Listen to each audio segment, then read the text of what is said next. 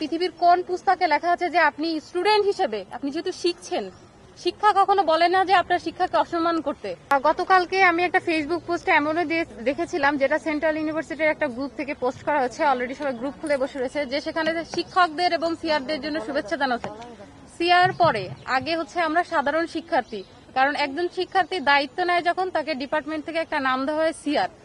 এ বাদবাকি বাদে সবাই সাধারণ শিক্ষার্থী।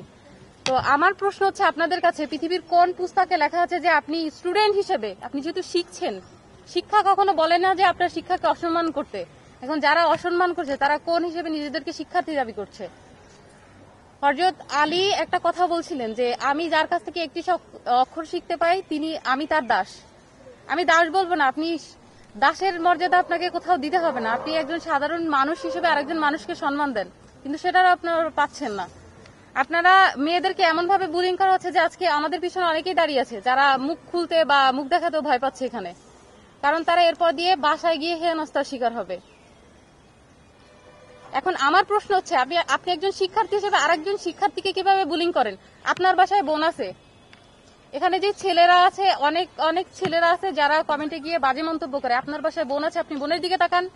আপনার বোনকে আপনি পর্দায় চলার জন্য মোটিভেট করতেছেন, অথচ আমরা চাচ্ছি না কম্বাইন্ড স্টাডি। আপনি চাইলেও তো আপনার বোনকে, এখানে অনেক স্টুডেন্ট আছে যারা মাদ্রাসায় পড়াশোনা করে, পাশাপাশি ইডেনেও পড়াশোনা করতেছে, তারা কম্বাইন্ড চায় না বলেই এখানে পড়াশোনা করতেছে অনেকে।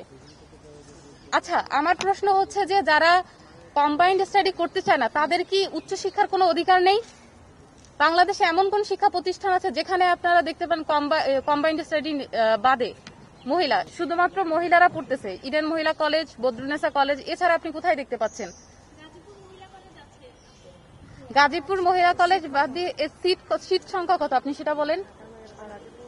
ঢাকা, আচ্ছা, ঢাকার বাহিরে আর ঢাকার মধ্যে কিন্তু অনেক পার্থক্য আছে। বিষয়গুলি ঢাকার মধ্যে ঐতিহ্যবাহী দুইটা কলেজ, 1873 সালে ইডেন মহিলা কলেজ স্থাপিত হয়েছে।